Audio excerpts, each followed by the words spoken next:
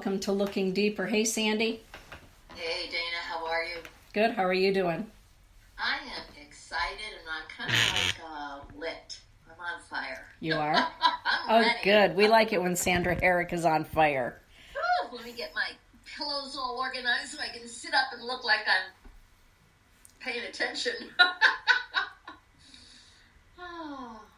Hello, everybody there in the chat room. Jocelyn. Hey, Marianne. Lily. Good to see you. Cynthia.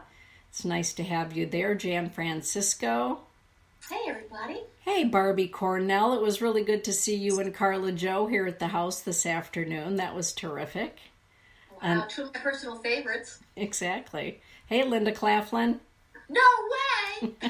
Way. Oh, I love it when we're together once a month. We always have, hey, Mary Sarowitz and Sonia and Holly Hagen. Hey, Sonia. Good to see everybody. So, Sandy, are you finally at springtime there in New Hampshire?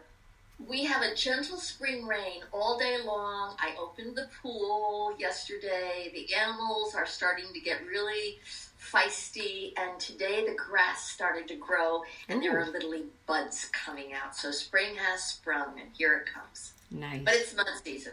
Yeah. Excellent.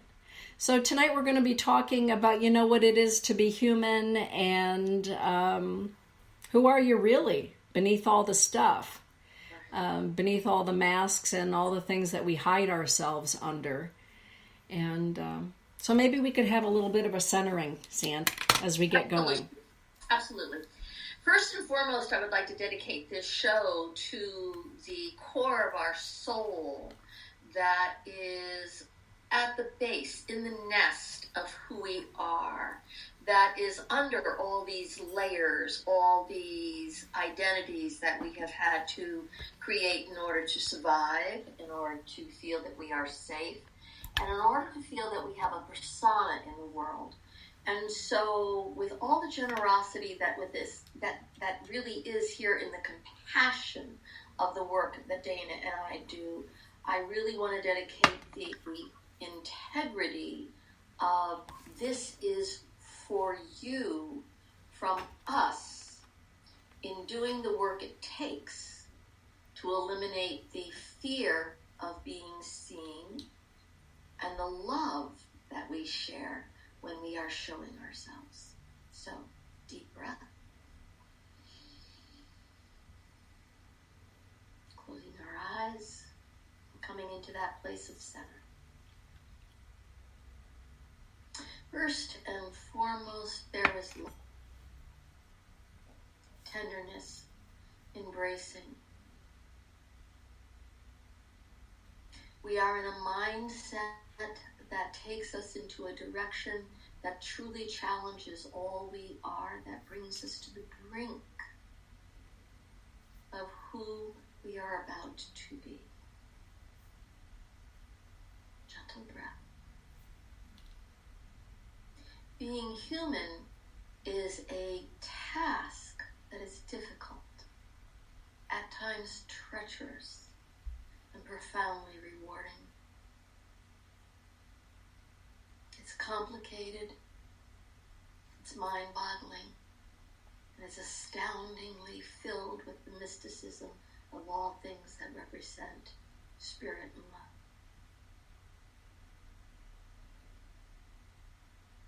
As humans, we are blessed with life to experience the dignity, the sophistication, and the initiation of our body being human, our mind being here on earth, sharing our lives and our breath with all humanity. Deep breath.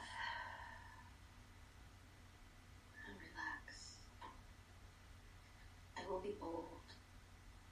Each inhalation brings the absolute accumulation of our loves and our enemies, where we all breathe into the same atmosphere.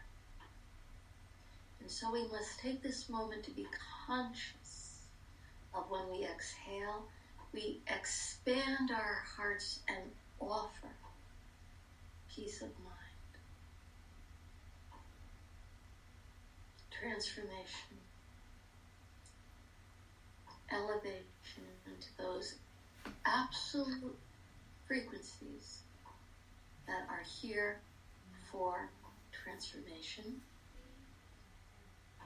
realization, and the most important, the love that elevates all, to be kind.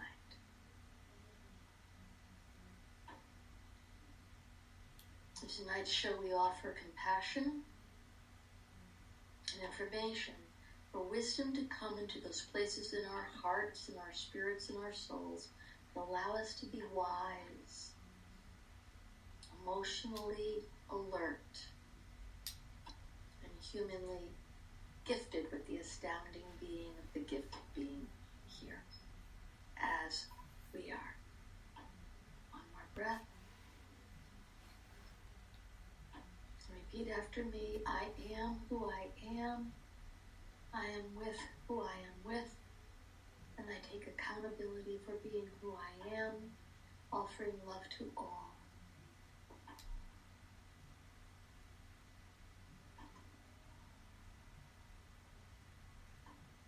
Thank you. Open your eyes and welcome to the show. That was beautiful. Thanks, Sandy. Thank you. Hey. You're welcome. So this, this whole journey that we're on, this human journey, wow, it's something, isn't it? It's pretty incredible. It ain't easy being human. It ain't easy being human. And, in the series that you and I started with Looking Deeper, our new venue, we began talking about, how do we become? How do we become? And, now maybe we talk about how do we unbecome?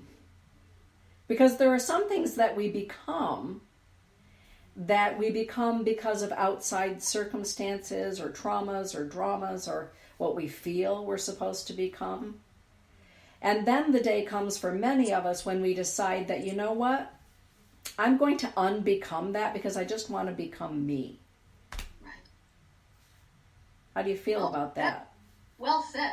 Well, may I first introduce the fact that I am fresh off the ether, I am fresh still within the ether of going back to an alumni situation that I visited in 1991, and that is Sierra Tucson.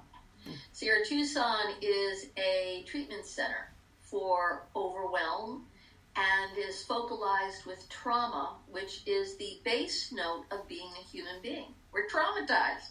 Being born sucks sometimes, and having to survive within this thing called our life traumatizes us in ways that we don't even record or register that we have been traumatized because we've been told, get over it, who cares, move forward, you're big, you're this, that, and the other thing. And so 2 weeks ago, I was back at Sierra Tucson where I was allowed in the grace and the mercy of Spirit to be brought to a place after 27 years that I went to because I was overwhelmed by being human in this spiritual body of my humanness, and see how what you and I are doing as, I would like to call us healers, but it's more than that, Dana. It's conduits for acknowledgement of who we are and why we are. And so to go to Sierra Tucson and be a therapist that is acknowledged for being qualified to see when someone is tragically overwhelmed with the traumas that have not been registered as thoroughly traumatic experiences piled on that do make the masks. Mm-hmm. I am hell-bent and devoted to seeing that no matter what we do as people, how we're being is based on the trauma that has happened to us. And what you and I are talking about tonight, the masks that those trauma or traumatic situations have done to us, is give us the skills to figure out how to pretend we're safe. To give us the skills to pretend, oh, that wasn't as bad as it was it? Goosebumps, shivers. To give us the armor to wear that protects us from the obvious, that is so obvious no one can talk about it because it's too dramatic, and you don't talk about these things. So I am hell-bent on the gift of heaven bent to dedicate this work. Being human is a surprise. What do you think about that, Dana?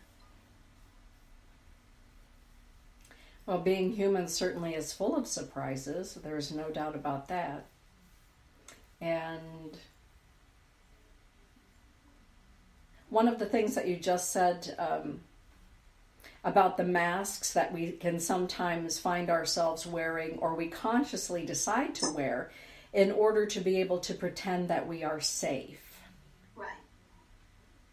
I like that statement, and I'd never thought of it in those terms. But there are times when we fool ourselves, some people will put it that way, that we fool ourselves into thinking that we're safe, that everything is okay, that the status quo is going to remain, or we're not going to rock the boat because if we wear this particular mask, because we don't want to talk about the elephant in the room, whatever that is, then by golly, if we all wear the same family mask, right, it's safe, when in fact the treachery only deepens the longer the mask is worn. Right. Right. There's such a wonderful time that we're experiencing now in the mysticism that you and I represent, the therapeutic aspect that you and I represent, and also the humanness that you and I represent, in the willingness to be forging into this new landscape of, so we've done something with the new age, we've done something with the old age, and in the revealing of the Piscean age, that there is a fierceness with being allowed to be respected and seen for who we are rather than who we've been made to be or demanded or in bondage to be. And so there it is. There is and I want to say this in that way of whatever it is that the torch is being passed to not just you and I, but to all, for representing, bring the torch closer to yourself so you can see who you are. So you can be with a group of light, and that you can burn the horrors that have been concealed or deemed as your burdens to bear, not your secrets to share. And to stand up and be allowed to represent yourself in a way that truly demands respect rather than disrespects what is demanded of you. And just be angry. How do you feel about what the anger is out there that we're experiencing right now? Well, I think the anger that we're experiencing right now is multi-layered, and one expression of anger is, I just want to be me. I just want to be respected for who I am and not who you need me to be, who you want me to be, who you expect me to be, but I just want to be me. And yesterday, Boy, the last few weeks, my client base, normally I schedule so many readings per week, but the last 2 weeks have been just absolutely one end to the other with clients. And there's a theme. There's a theme which had me thinking about, what we should talk about tonight. And the theme is, Denise, I finally stood up for myself. I'm finally not willing to be who I was told I needed to be or had to be in order to be loved. Right. And I finally figured out that by standing up and just being me, I'll be loved by the right people. Right. I'll be loved by yes, including myself. I'll be loved by those who can love me authentically and love my authenticity. And there seems to be a theme in that. It's Wonder Woman has come off of the silver screen and into our living rooms, no different than the Black Panther, right? Wakanda lives. I think there's a lot of that going on, just wanting to be, and a lot of people pretending to be in order to fit in. So the question of who are you really, people are going about it in different ways today to find out who they are really. It's a spectacular dimension to know that, and I want to say this out of the grace and the mercy of time, that each generation has the obligation of experiencing your time here. And you're also kind of harboring the obligation of having to be caught in what it is that the universe is doing that designed this particular time frame, this particular archetype, this particular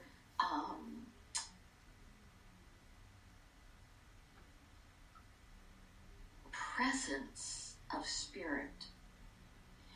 And I could call it geographical or analytical, or maybe the astronomy and what are the different frameworks of your numerology or the science of the stars. It doesn't matter anymore what we call it. Right. It all's pouring down into the collective of it's going down. And whatever is different is so questing of its transformation that the old guard, like any time when a civilization or a generation falls to the completion of its existence. Yes. And I want to say it out of the beauty of to the completion of its existence rather than the falling down into the ashes of its time. It is what happens. Because ashes, dust to dust. I am far too ordained in my ministry to say I've been doing a lot of death and dying lately. Not just in the physical world, but also in the psychological world. Things, and we can't go backwards. And if you try to hang on to the backslide, the chaos threatens your immediate life. It can't be any more blunt than that. And there is a beauty that's happening in this time frame with the who is my sexuality? Who is my skin? What is the color of my skin? What's the color of my soul? Why am I born as a unicorn? And what does a unicorn have to do in order to be honored for who I am rather than dismissed because I exist? So there is a spectacular treachery. I say that out of the fact that we are watching everything that doesn't want us to exist try to keep us from being what it is that we are. And everything that we are has a power that's finally saying, no more. Exactly. So the tides are abundant in a tsunami of spiritual, mental, moral. This is the kind of stuff, I will say it, Dana, that I'm excited about, in knowing that I'm old enough to be old enough to know my clock is ticking. Within so many years, I will be gone. But it gives me the opportunity to go into that frequency and that expansive space of wisdom and knowledge that gives me that absolute protocol to say, Sandy, you're going to go back and be. I want to come back and be whatever it is that this life has prepared me to be, so that whenever it is I recycle, that is the freedom I've worked so hard in this life to represent. I said it. And you? Well, I think it's fantastic. I love I'll see that. you on the other side, honey. I'll see you on the other side, Sand, and back here again. No doubt about it. Yeah. Well, and there is a beauty in wanting to know not only our ancestry, but to take it back even further, what really are our origins, and not based on what an institution has told us, what people at Ellis Island, perhaps, you know what I'm saying? Yes, Take humanity out of the equation. What is our stardust? Right. And to know that, let's talk about it. All these different facilities that are being offered to, let's test your saliva, let's test your blood, let's test who you are, so that we're no longer a mystery to ourselves about our origins and our roots of our own idea of no longer resisting the original creation of our being. Bingo. Who I am at the end of this journey is a hodgepodge of who I began as. And who I began as is the stellar formula that in all the things that are happening online and with all these DNAs, that says, oh my God, I no longer have to doubt why I doubt who I am when someone says, you ain't, but I feel I is. And our souls are calling us not to return by going backwards. Right. By thinking, oh, you're living in the past. No, I'm living from the initial breath. Yes. Flame lit. Stardust landing. Initiation of my time on Earth. It's now qualifiable. We no longer have to doubt our lineage. So the big reveal is my soul is available to track. My skin is available to track. My blood is available to track. You tell me how you feel you're tracking. Well, I'm tracking pretty good these days. As you know, I received my ancestry report this past weekend. And it wasn't anything that shocked and surprised me. What shocked and surprised me really was the accuracy of what spirit and my soul has always told me. And so it's not only an affirmation of what's stardust I come from and what bloodline I come from going back 25,000 years, but it also affirms the wisdom of my soul. Exactly. And I think that that's one of the most beautiful things that's happening right now with who are we really. Our soul knows, and our soul will tug and pull and align us with, take us away from anymore in order to be congruent and in alignment with our soul. And so things are falling away that are no longer in alignment. The interruptions are gone. The masks. Yes. Well, I was told to wear lederhosen only to find out I should be wearing a kilt, whatever that happens to be. Wasn't But that a great one? I love that commercial. Yeah. But the freedom to say, this is who I really am, and I'm going to live from what my soul has always known about me. What I think it's doing to the world is showing the world how we belong to each other rather than we're separated. Exactly, that we are all related and we can all get along. At the core of who we are, whatever constellation or horoscopical sign, whatever our makeup is, in the ultimate end, we're all here on this earth with our ancestry, with the memories, good, bad, all of them, that goes beyond our current circumstances. Right. And, you know, for me, being adopted, it was a challenge really my whole life to know in the soul of my soul that I am Black, that I am Native American, and also clearly Scandinavian.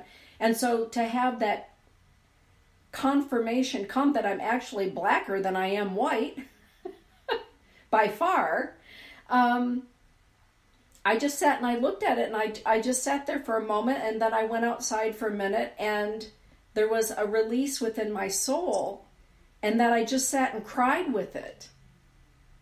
That I had spent 55 years trying, you know, to be the best person that I could be with the information that I was told that I was supposed to have. All along knowing in my soul exactly who I am. And sadly, having to have science prove it out. Why sadly? Because the knowledge of our soul should be enough. And for you to say to me, you know what, Dana, I know that in my soul I'm Black. Okay, cool, Sand. Your soul knows something. Your soul's talking to you. Rather than, Sandy, what are you talking about? You're a blue-eyed blonde. That is ridiculousness. That's ridiculousness. So let's take a pause for a second. Because Yeah. you and I share a dimension that is very radical. And I would like us to be able to go into this dimension that we appreciated yesterday. And that's that soul collective of spirit that works with us and brings you and I together. Would you be able to please talk about when you came to me that day with Sandy? Tell me who my father is. Mm-hmm. What happened in that moment for you?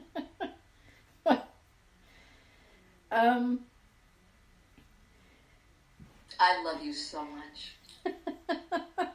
I was sitting in my office at the newspaper, and I had just phoned the Department of Child Welfare in Georgia. How many years ago are we talking now? We are talking 10 years ago when we first met, at least 10 years ago. 11, yeah, 10, maybe 9, yeah. Yeah. Like, okay. And I had an attorney open up my files, to which she said, you know, there are just some things better left unknown. You don't need to know this about who you are. And so I called the Department of Child, whatever that is in Georgia, and 3 times this lovely woman by the name of Deborah answered the phone. She said, hello, this is Deborah, Department of whatever, State of Georgia, whatever. Hi, Deborah, this is Denise Iwana, and I am calling, because I'd like to look into who I am. And 3 times in a row, I spoke very briefly to this woman because the phone would go dead. And the gentleman that I was working with at the time at the newspaper walked out and he said, what is going on out here? Who is Deborah? And what's happening? And I said, well, I keep calling the state of Georgia, and the state of Georgia keeps hanging up on me. And he just kind of looked at me, and I said, so I'm calling Sandy Herrick. I called you, and I said... What made you think of that at that moment? I'm really serious, so that people know when you get that instinct of who to call to follow through, whoever that may be. Well, I knew that in physical human terms, there wasn't anybody, including an attorney, that was going to help me. They weren't going to give me the news of who I am. And all I was looking for was confirmation of what my soul knew from a very young child. And, you know, being adopted and being a rehomed adopted person, rehomed means that the first couple that adopted me in Memphis, Tennessee, it didn't work out. And there's this thing in the United States that I'd really like to do a show on. It's called rehoming adopted children. There's very little legislature or laws governing rehoming an adopted child. It's more to adopt a dog from the Humane Society than it is to bring a rehomed child into a home. And so for me, I was rehomed through literally a motel room in Memphis, Tennessee. And I've told that story. So there's very little data. And so I knew that the physical data wasn't going to be there. The state of Georgia clearly wasn't supposed to be helping me. So I thought, okay, we're going to do this spiritually. And I'm going to call my friend Sandy, and I'm going to ask her to go into the ethers or go into my bloodline and tell me what I need to know. And the reason that I was so pulled at that time toward that was based on a number of dreams and spiritual visitations that I was having at that time, and some health concerns. And so I phoned you and I said, you know, Sandy, I just really need to know. No one on the earth plane is either willing or can apparently help me with this. Would you take a moment to go in and see for me? I know what I'm seeing, but am I just having wishful thinking? And all of a sudden, Sandy paused, and she said, Denise. I said, yes, Ann. She goes, I don't really know quite how to tell you this. I said, well, just tell me.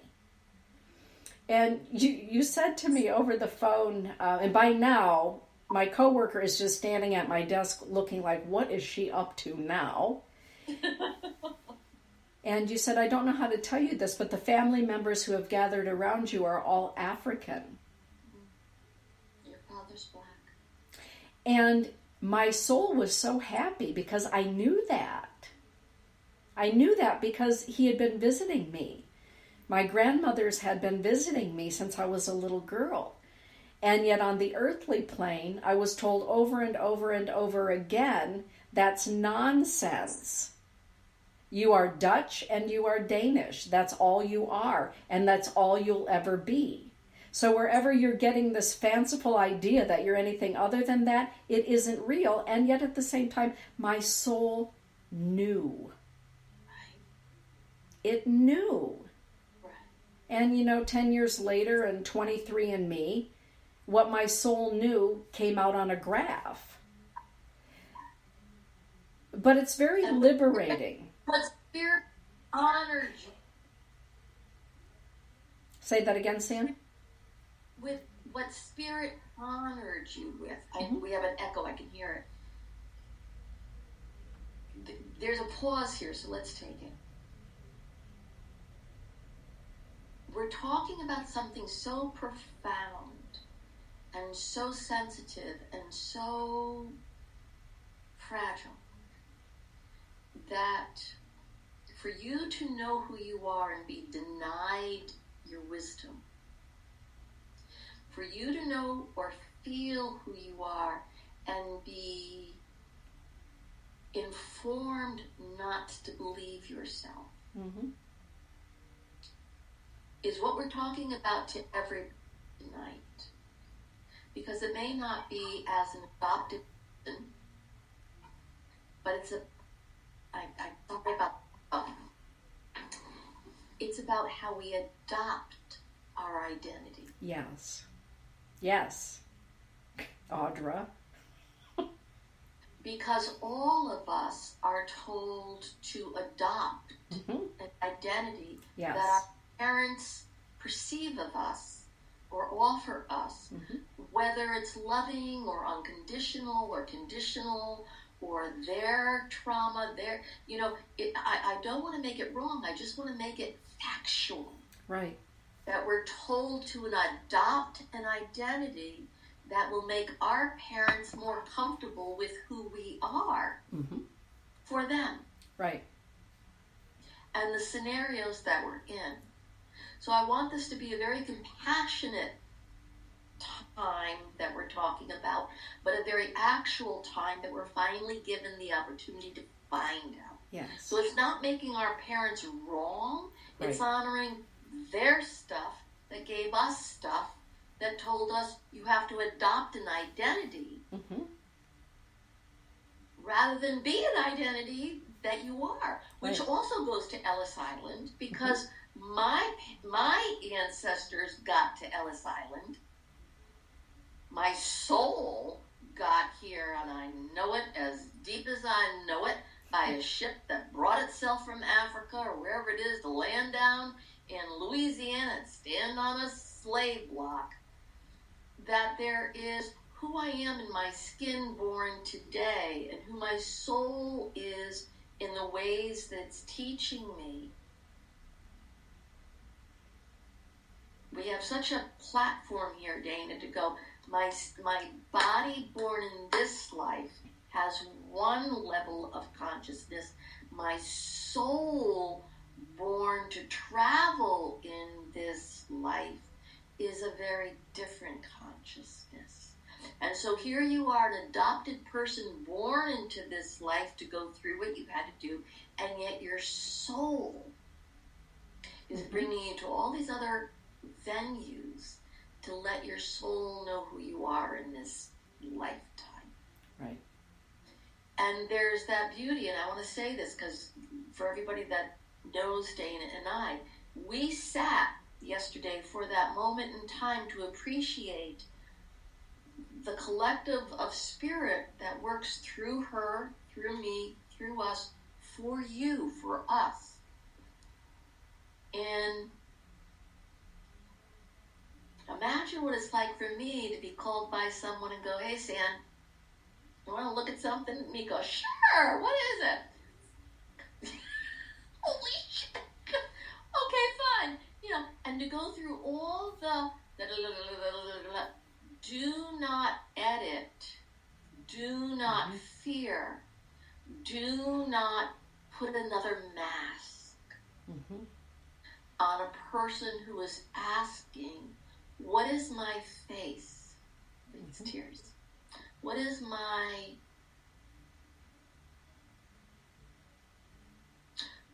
it that I am here to face? Right. That's really that place. And to have spirit be so ready in this time, in this Piscean time of transition, to say, you no longer have to deny who you are, and welcome to the rest of your life because of it. Right. Because you're not ashamed, you're no longer blamed. Exactly. And in honoring who we are, you know, in every aspect of who we are, sometimes we put on masks because we don't want people to know that we're spiritual. Maybe we don't want people to know that we are connected to spirit, or that we have mystical gifts out of mystical traditions. Well, it wasn't always safe. It wasn't always safe. It wasn't always safe, you know, perhaps for somebody as fair-skinned and green-eyed as I am to come on in this format and say, I'm actually blacker than I am white. But in the pool of people sitting around the kitchen table that makes up my ancestry, I decided I would have mottled colored skin. Right. But that at the core of who I am actually more black, from Egypt and Nubia and West Africa. And, you know, of the 3 bars, one of the bars says Scandinavia, and the other 2 say Africa. So the reason that I'm bringing that up is when we don't have fear of saying this is who I am, it empowers other people to say, well, I'm that too, but I never wanted to say, I never wanted to own. I was never going to allow my soul to sing that song for fear of being. Right. Right. It also, it shreds something in that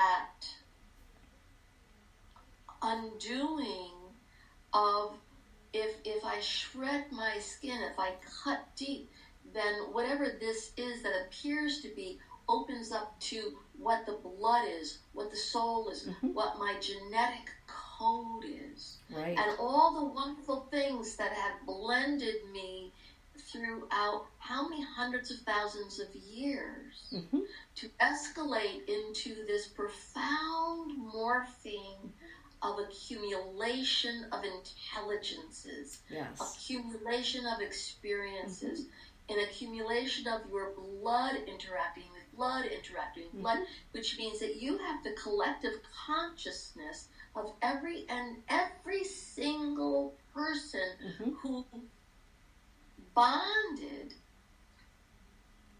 to create life. Right. That you are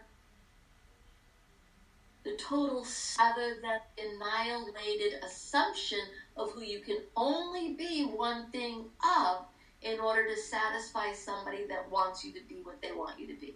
Exactly. And in this time that we're living in, hey, Judith Hoagland. It's good to see you, Judy.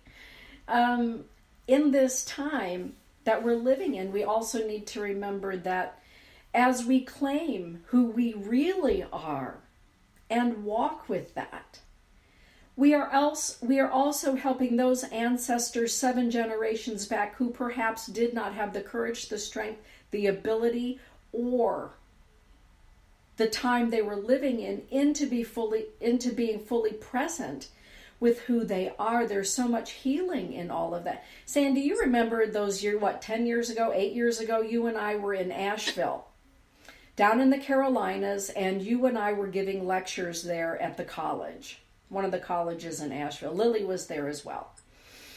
And when I got up to give my lecture in the auditorium, one of the things that I started out with in my introduction, knowing full well that I was in the Carolinas, was my name is. My mother... Actually, I turned 66, so 4 years ago. That's like 4.5 years ago. Yeah. So not that long ago. So I introduced myself, and I looked out over the crowd that had gathered, and there were a lot of African American people in my lecture. And I knew that they were also Black Indians. In other words, they were African Native American. And Spirit said, introduce yourself by your ancestry, which I normally do not do. And I did. And I said, this is what you get when you jumble up a father who was African American, Native American, and a mother who's very blonde and blue-eyed. And you shake that all up, and here's what you get. And then I presented my lecture, and you were with me after my lecture when how many beautiful, strong men and women walked up to me, and one man in particular, he was this very large, imposing figure, and he wept. And he said, you are the first person I have ever heard in public, let alone on a stage here in Asheville, publicly state that they are not only white, but they are African and Native American mix. You gave us a voice. In that moment of just saying, well, this is who I am, glad to meet you all, you gave us a voice. And I think that we all had that opportunity, not just with our ancestry, but really in being who we are as artists, who we are as LBGT, all of that. Just claiming who we are, don't you think, Sand? More than think, it's time to just know. There's that rational moment where something so ancient, I have the hiccups, is reappearing in the modern time of display. If you look on any of the beautiful writings throughout time that have been etched, the petroglyphs, the hieroglyphics, the modalities that are being revealed from at temples that are being unearthed, It shows that there are sky people. Mm-hmm. It shows that there are cross-reference with animal, human. Mm-hmm. It shows that we are a morphed, let me say it a different way. We're figuring out how to be. Right. And we're so, really have hiccups, we're so multifaceted with the fascination of multifaceted Mm-hmm. that we're coming back to how grand we were Mm-hmm. in multiplying our identities rather than being frightened down to being exclusive to only one. Right. And it'll be astounding to see what happens in the next 50 years, the next 100 years. Mm-hmm. I know what happened from 65 to now, only 50 years. Right. Holy moly. Right. You put that on another 50, and that's the generational. But now we're talking societal. We're talking multicultural. That's right. The unveiling of what was in the beginning of time is now being brought to our consciousness, Mm-hmm. where we're allowed to know the beginning of time can be caught up into real time. So we don't have to lie about anything, and we don't have to hide unless you need to or want to. Right. So this is a great time of how old are we? And I'm really bored with being so young. Sandy, we need you to scooch up because we're losing your face in the screen. Oh, There we go. Lisa is making a great point in the chat room. She's saying, our physical bodies, our gender, all of that is just a vehicle for our soul. So really, throughout time, what does our gender, our ancestry, our sexual preference, the way that we look have anything to do with anything anyway? And is it really related to our soul's ancestry? I think it is related to our soul's ancestry. yes. In that our soul, I believe, is stardust. And our stardust, I believe, depending on the race of beings, the race of intelligences that occupy any given space, this is where it sounds a little outlandish to people, but I do believe we are from the stars, that our soul originates there. Bang. Yes, we are. Yeah. Yeah. Sorry. Go ahead. Yes. And so our bodies do change. She's absolutely right. Our bodies do change. Our sexual preferences change.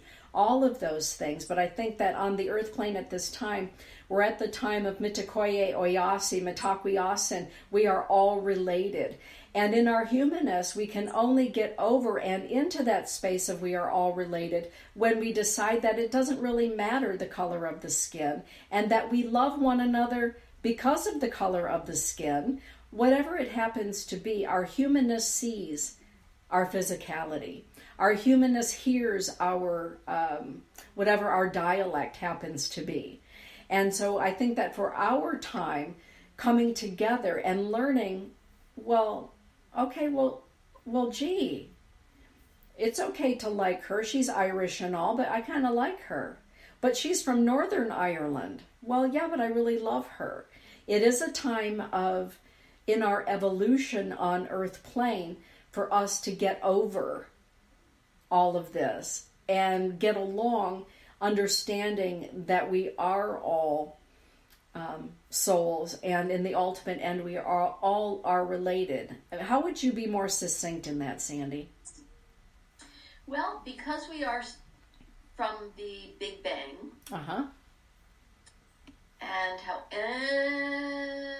anybody wants to qualify that with God and 7 days or this, that, or the other thing, I'm absolutely fine with that. And no matter what, we're still here from the Big Bang.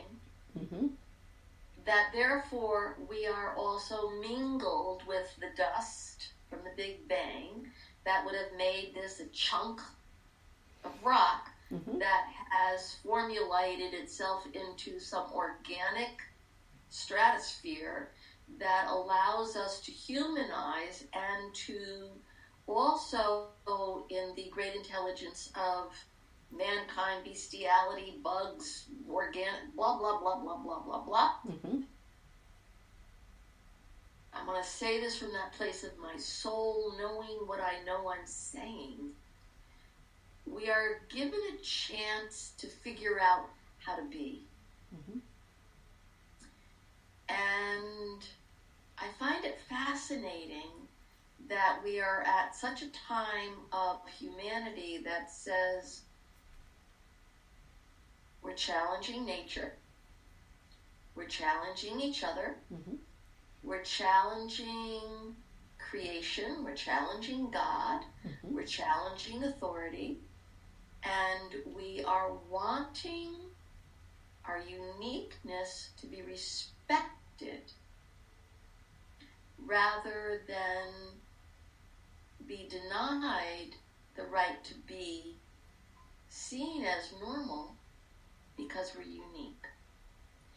Anything that is unique, if you get a group of it, it normalizes within themselves. Mm-hmm. You and I have found each other, and there's a quality that normalizes you and I. Mm-hmm.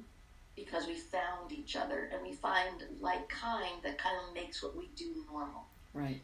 I mean, what we do normal is normal to somebody else. Exactly. And Audra is making that point, especially here in West Michigan, talking about what we're talking about right now. Can find some people without a job, can find people ridiculed, without friends, shunned, actually. I've never let that stop me in anything that I do. But for some people, it's a showstopper in their life. And as you're saying, and to Lisa's point, we've got to get over this fact that we're not all related in some way, whether we all came out of the same supernova, which science has proven. We all are born out of supernova stardust. We all have it in our bodies. But beyond that, dwelling in the light of unity, this is a time, I believe, of unity. Yes. Coming together, not falling apart, but coming together now. Well, it's in that rough, it's in that place of agitation that's going to be the sieve that kind of says, this is the great divide of dividing. Right. That unifies something by sieving it down in time, because it is the end of the Piscean, it is the beginning of the Aquarian, and so we also know that that means that 500 years or 1,000 years before the 2,000 years, that this is the beginning of that friction. Right. Why I'm really willing to recycle, to be a part of which I feel that I've been a part of from way back when, over and over again, to find out if we're still working on elevating, migrating, integrating. Yes. Because there are so many galaxies and so many aspects of stars. I'm not just one little, and that's where astrology comes in. It's like if we're from all the stars, and all these stars have different quantum physics that say Scorpio, you and I, what about Pisces, and all these places. Those fragments of dust have fallen here too. We're in some great expansion of consciousness. Yes. That's going to throw us out of the dark ages into the illumination of what the great light really is. Exactly. Which means we're a part of the whole universe, not just one little speck of what was so universally created in an instant. Right. And has taken how many millions of years to elevate. Right. We're phenomenal. I do believe that we travel in soul groups throughout lifetimes. How do you feel about that, Sandy? I know you, so that's proof there. But I also know that my soul group has gone through decades. Who I was soul connected to as a infant who I'm soul, each decade or every 5 years, I have a whole new soul group that some have stayed together, some, so absolutely. And my soul is so grateful that it has found the group of souls karmically that oblige me to be accountable to my personal development. Right. And it doesn't make everybody happy because I have a dynamic soul, not even me to say that I'm happy with it, but I'm making peace with the fact. You have a dynamic soul, that is true. I have a dynamic soul. Uh-huh. Voila! Mon Dieu! Holy shit! Yeah. There you have it. Right. You ain't too casual yourself. I'm not too casual either. I'm not too leisurely myself. So, but I guess, we're at the top of the hour to kind of wrap it up. It's, at the core, I believe, of who we all are as stardust beings and whatever way we incarnate. And perhaps over and again, to wear the same kind of visage or circumstances or ancestry and to roll around in the same kind of soul groups in the evolution or the ascension of this planet, this outpost called Grandmother Earth. I believe that we all came here and this time of whether it's Ancestry.com, 23andMe, whatever, it delineates quite succinctly where our stardust goes back in history. But what that does, I believe so beautifully, is brings everybody together. Because there are so many people finding out right now things about themselves. Well, Dane, it was, my son Dane was like, what'd you say, Mom? About my ancestry? Because I've told him since he was a little boy what my thought and what my soul, was telling me. But people then, if somebody is told their whole life that they are, say, Czechoslovakian or what have you, only to find out that they're actually Scottish, maybe all of a sudden there's a renewed appreciation in Scottish lore and theology or mythology. But because the bottom line is, I think that in finding out who we are, we're finding out just how similar we are. It also brings your culture. It brings your body type. It brings your thought process. Yes. One of the great things that I learned way back when with Chris Grissom from the Healing Light Center in Galisteo, New Mexico, was she gave a lecture one night as I sat there in my dilemma of, my body type has a culture history. I'm never going to be 6 foot tall. I'm never going to have legs that are lean and fit into tight jeans. I'm going to be this robust, plump girl that has to work things out because my culture, my DNA gives me something that if I honestly look at it, I'll be affiliated with rather than resent. Mm-hmm. And that was 30 years ago that I heard, 27, 28 years ago. So, and I want to be honest with it because that's when all of a sudden we were talking about, Spirit says you're from. Here we are 28 years older and our blood now tells us. Mm-hmm. Not just some psychic that says, maybe. And so this validates, 4 years ago, you and I are talking, I got to tell you what I'm seeing, and Spirit was real. Now your blood aligns with what Spirit would not deny. Mm-hmm. Spirit did not want to lie to you. Thank God. And it's taken so long for your blood to say, yep, there it is. I want to say something about masks before we leave. When we look into the cultures of all our ancestors, they have worn masks that are so ceremonial, so incredibly celebratory celebratory in I'm a panther, or I'm an elk, or I'm an exotic being, or I have plumes, or I have teeth, or I have antlers, or I have foliage. these masks that all of these humans have worn were not to hide who they were, but to amplify that spiritual integrity that represents them in a way that their humanness can't suggest. That's right. And so and masks have become, I mean, look at Venice. What is this? What is that? What is this?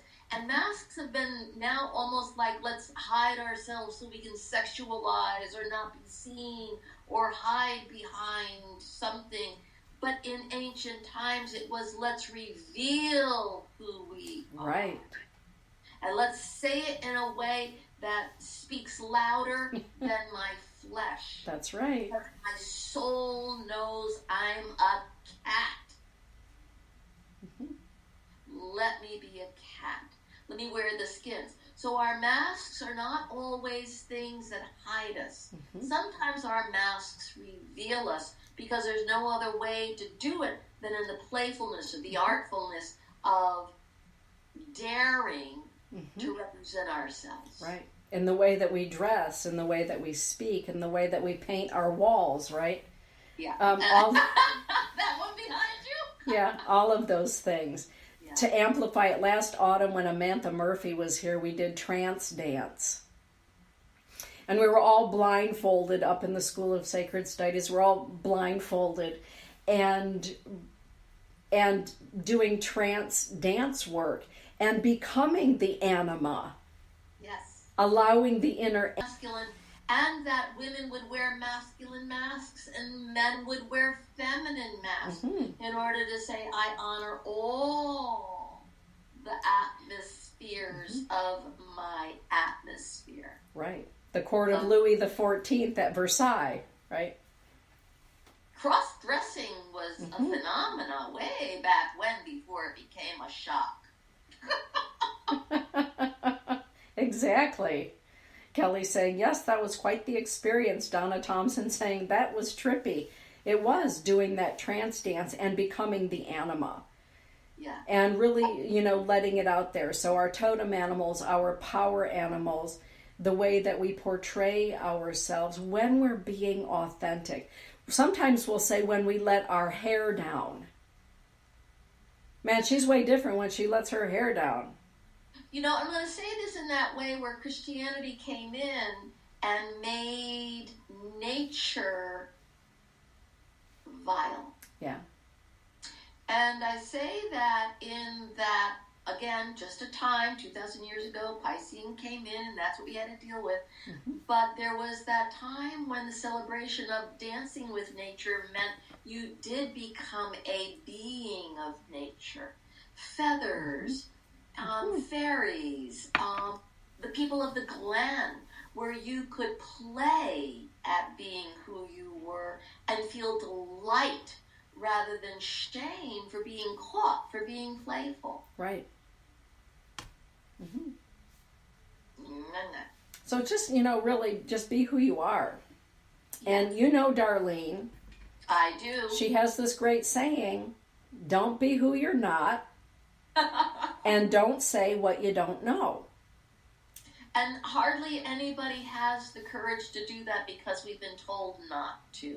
And this is the time where we're practicing. We're practicing, that click word is being authentic. But in the deeper sense, we're practicing being allowed to feel safe to say what it is that we're really feeling. Because no matter how authentic we feel, if we're not safe, and we know it in this time and culture, people are being killed, people are being slayed, people are being annihilated for being who they really are. And so it's still a gentle walk. Right. It's still it's a daring walk. But these next 25 years and 50 years are like, time's up. We're here. So Sandy, in your mind, in your heart, in your soul, what happens to you when you aren't who you really are? I disappear. I angst. I break down. I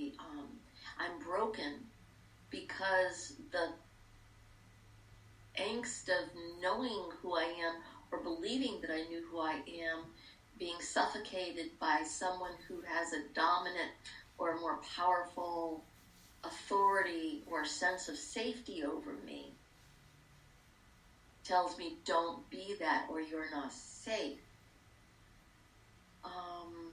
threatens my existence.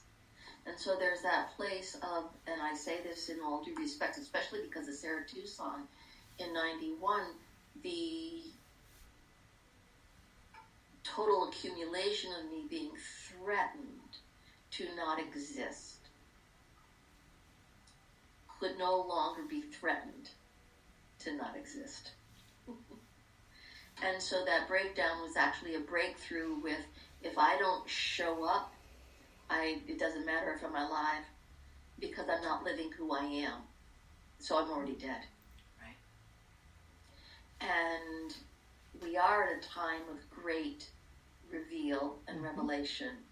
And I am being very respectful here to come out of what it is you're hiding with the respect to yourself in the way that you do it, so that you do not get annihilated.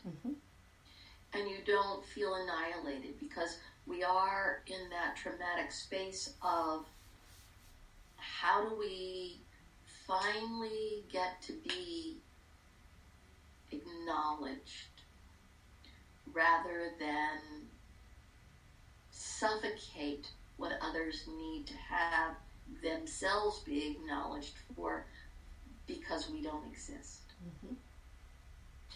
This is a challenging time, no bones about it. It is a threatening time, no bones about it. So, as respectable as I can be, it's always difficult to say I'm going to dare. So, think about it, experience it, explore it, find your core group, relish in it. This new generation of 18 and 19-year-olds, because of all the gun stuff that's going on in schools and people that think I can just kill anybody I want, it's a harsh time, but we're standing up and saying it's time to stop harshness. Including to our own selves, because... Including to ourselves. You know, Lisa, I think you're right on, because when we deny being authentically who we are, we become ill, mentally, emotionally, spiritually, physically, and ultimately die from the inside out. And I believe we live a half-life. Or nothing at all. Or no life. Right. And I want to be able to address our rage, because we are raging. People are raging by taking people's lives. People are raging by saying, I'm going to stand up because you took a life. People are raging in that place of, it's outrageous what is happening to us, but this is our time. It is what we're experiencing. And so be courageous in your rage. And choose you, choose our planet, choose where we are, and choose, and then be responsible for your choices. And then be responsible for your choices. Yeah, because there are consequences for all of us. I'm glad I'm a pioneer. Me too. I'm glad all those years ago, Sister Irene Mary said to me, you know, you just need to do this. This is who you are. Let's get busy with it. You need to start writing some books, and you need to start informing people that mysticism and mystics aren't dead. It's just different now. And, you know, back in 2004, 2003, when Sister Irene Mary started, you know, with me on that, you know, you'll be okay. And just, you know, remember that when you feel stuck or you feel threatened or burdened, she calls it my Mary altar. She said, you just sit down with the mother and you talk to her and you keep doing what you came here to do. Keep doing it. Somebody's got to do it, so it's going to be you, and I'll help you along the way. So thank you, Sister Irene Mary, if you happen to be watching at this time, for helping me to be me. There's that place where we have to, you know, whoever's listening out there, whoever gets to listen out there in our archives or who they are now, this show's for you. And it's for you because we've done something that you want to do, and we've been told by people very special in our lives that we had to meet because we were tragically suffocated on some level, that finally said, wait, take a breath of fresh air. Right. You do have what it is that you have called your life intuition, your spark, and you do have the right to live what you need to live, and it does take time to live it. But you still have to go through the process of being alive. Right. One step at a time. Right. One day at a time. Right. And miracles happen in a flash, and Yes, sometimes thunder rolls. So be And willing to live in it. as Holly and Audra are pointing out in the chat, it does come with consequences to be authentic. Not every family member is going to be happy that you are living authentically or speaking authentically or even investigating your authenticity. So it's not always, well, I think I'm just going to be me from here on out, and thinking that there aren't going to be any ripples or ramifications or hurdles or what have you. Sometimes all of those can be quite stark. They can be life-changing. But for me in my life, the question has always going to be, but am I going to allow myself to die for their comfort, or for the comfort of their ignorance, or for the comfort of their fear? Am I willing to die for their comfort? And for me, the answer is no.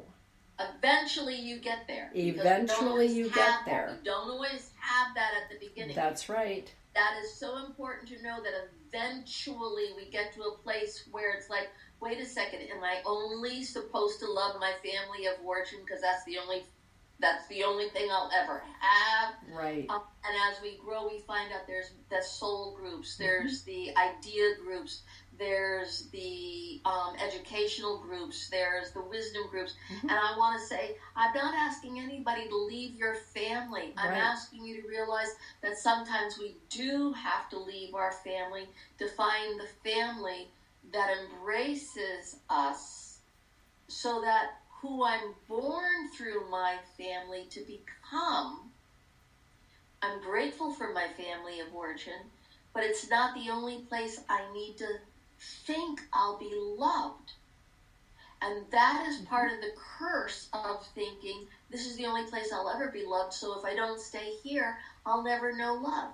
And these people are not always loving us. So we're thinking the love that they're giving us is actually pretty harsh and damning. That's love? That's our next show. Okay, good. With that, everybody, thank you for joining us tonight and staying over for an extra 15 minutes. Sandy, thanks for being here with me tonight, 10 years later. What a thrill. What a thrill. Good night, everybody. Good night, everybody, and blessings be. Bye-bye.